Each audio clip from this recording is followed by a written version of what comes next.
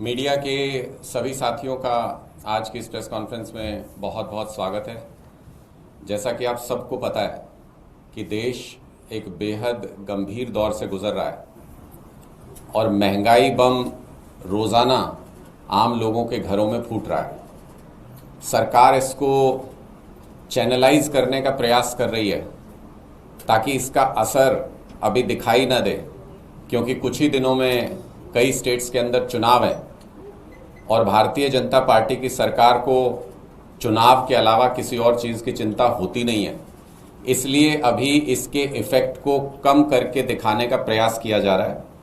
जिस तरह से पिछले कुछ दिनों में जिन प्रोडक्ट्स की महंगाई बढ़ी है, जिसके रेट बढ़े हैं, वो साफ इशारा है कि आने वाले दिन बेहद भयानक होने वाले हैं। मैं ऐसा इसलिए कह रहा हूं कि कमर्शियल गैस अगर आप देखें तो पिछले 2 महीने में 5 बार अलग अलग रेट उसके बढ़ाए गए और कुल मिलाकर 525 रुपए कमर्शियल गैस सिलेंडर महंगा हो चुका है। गैस तो एक ही जैसी होती है, कमर्शियल सिलेंडर में भी, घरेलू सिलेंडर में भी, लेकिन अभी घरेलू सिलेंडर के दाम सरकार ने रोक रखे हैं। अगर समस्या है तो दोनों में ही है, और इसलिए रोक रखे हैं कि जैसे ही चुनाव निपटेगा तो ये सारी वसूली सरकार आम लोगों से कर लेगी।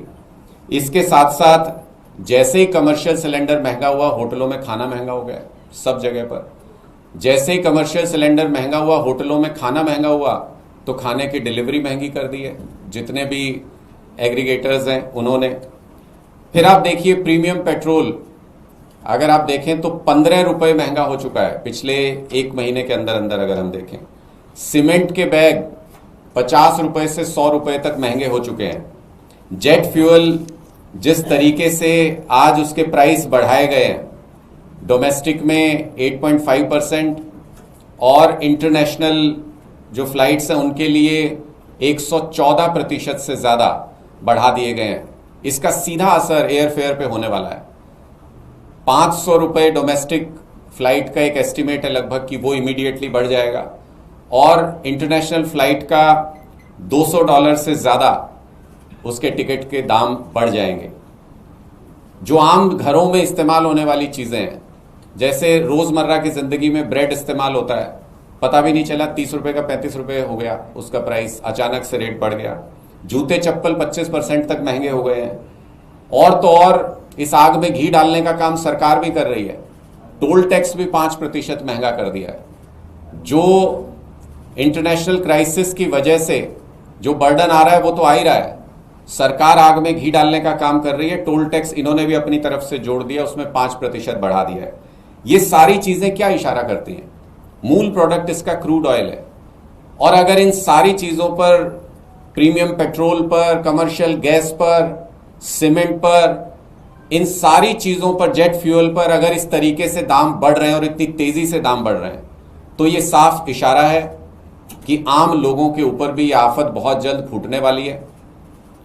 और सरकार ने सिर्फ और सिर्फ चुनाव की दृष्टि से घरेलू कस्टमर के लिए बढ़ने से इसको रोका हुआ है। दूसरी तरफ ऐसी आपात स्थिति में जब देश इतनी गंभीर समस्या से जूझ रहा है और हमें साफ नजर आ रहा है कि आगे का समय कितना भयानक होने वाला है, सरकार को क्या करना चाहिए?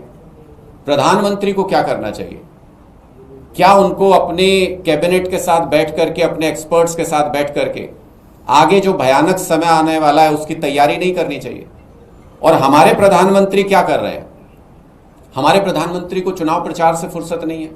हमारे प्रधानमंत्री अभी 2-3 दिन पहले एक ऐसे एयरपोर्ट का फीता काटने के लिए गए हुए थे जहां से पहली फ्लाइट भी 2 महीने बाद, 3 महीने बाद उड़ेगी, लेकिन प्रधानमंत्री जी को फीता काटना था, जरूरी है उनके लिए।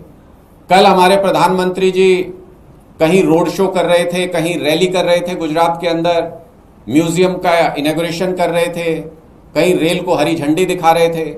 आज हमारे प्रधानमंत्री आसाम में चाय की पत्तियां तोड़ते हुए नजर आ रहे हैं।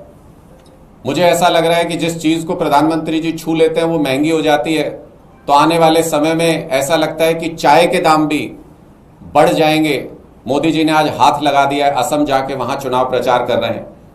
क्या ये प्रधानमंत्री को शोभा देता है कि जिस वक्त पूरे देश में आम लोगों के घरों पर आफत टूट रही है, जिस वक्त पूरा देश महंगाई के डर से खौफ में है, जिस वक्त लोग लाइनों में लगे हुए हैं उनको सिलेंडर नहीं मिल रहे हैं, जिस वक्त लोग लाइनों में लगे हुए हैं इस समस्या को लेके कि उनको पेट्रोल कल मिलेगा कि नहीं मिलेगा, वो इस संशय में है। और प्रधानमंत्री जी आने वाले गंभीर संकट से जूझने की बजाय, उस पर काम करने की बजाय, प्रधानमंत्री जी चुनाव प्रचार कर रहे हैं, प्रधानमंत्री जी फीता काट रहे हैं, प्रधानमंत्री जी जगह जगह जाके चुनावी रैलियां कर रहे हैं। क्या राजनीति में सिर्फ और सिर्फ चुनाव जीतना ही भारतीय जनता पार्टी का मकसद है? क्या उनको देश के लोगों की कोई परवाह नहीं? क्या प्रधानमंत्री जी ने जो संवैधानिक शपथ ली थी देश के लोगों के प्रति, देश के प्रति, क्या उनको उसकी कोई फिक्र नहीं? पहले पूरे देश को इस आफत में झोंका प्रधानमंत्री नरेंद्र मोदी जी ने, और अब इससे बचाने का कोई उपाय नहीं कर रहे हैं।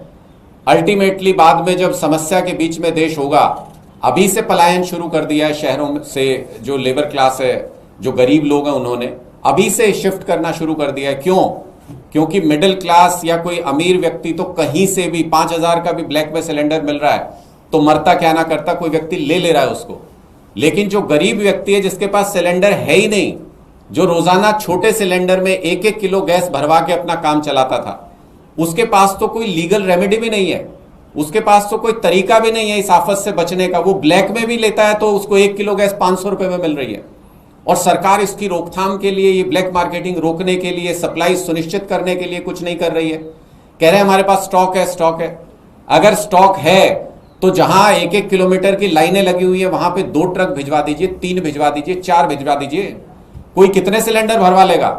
जितने घर में होंगे उतने ही तो सिलेंडर भरवाएगा। कहीं और जाके प्रधानमंत्री जी जैसा कहते हैं नाले में थोड़ी गैस स्टोर कर लेगा। तो इसका मतलब कि आप जो असली तस्वीर है वो देश को दिखाना नहीं चाहते, जो असली संकट है उसके ऊपर प्लानिंग नहीं करना चाहते, और देश को जबरदस्ती एक ऐसी आफत की तरफ मोड़ रहे हैं।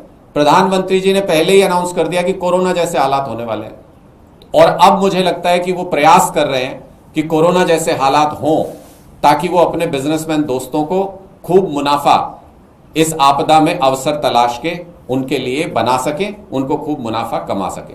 आपके कोई सवाल है तो पूछ सकते हैं। सवाल ये है कि आम आदमी पार्टी के जो गुजरात के अध्यक्ष हैं इस्लाम गढ़वी, उनकी गिरफ्तारी की खबर आ रही है, तो आंकड़ा ये बताता है कि पिछले ही कुछ महीनों में 45 एफआईआर हुए जिसमें 160 कार्यकर्ताओं के नाम। देखिए, पिछले 2-3 महीने से आपको सबको पता है कि आम आदमी पार्टी का विस्तार किस तरीके से गुजरात के अंदर हो रहा है, और लोग वहां एक ऑल्टरनेटिव पॉलिटिक्स की तलाश लंबे समय से कर रहे थे, भारतीय जनता पार्टी से उकता चुके हैं।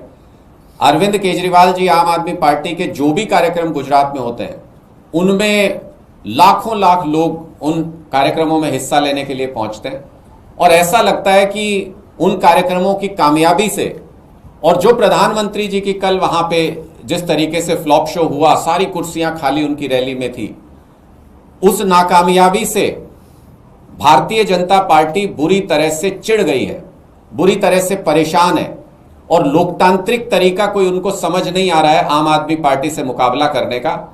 तो पिछले 3 महीने से हमारे कार्यकर्ताओं के खिलाफ जहां इनका मन करता है कुछ भी कारण बना करके हमारे कार्यकर्ताओं के खिलाफ एफआईआर दर्ज की जाती है।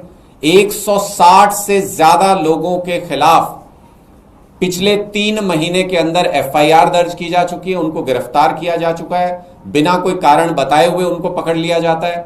आज जब खंबालिया में अपने गिरफ्तार कार्यकर्ताओं से मिलने, एसएचओ से मिलने की क्यों गिरफ्तार किया गया है, जब ईशुदान गढ़वी जी वहां पुलिस स्टेशन पहुंचते हैं तो प्रदेश के अध्यक्ष, आम आदमी पार्टी के, एक राष्ट्रीय पार्टी के प्रदेश अध्यक्ष को बिना कोई कारण बताए हुए, सब कुछ कैमरे पे हो रहा है, उनको गिरफ्तार कर लिया जाता है।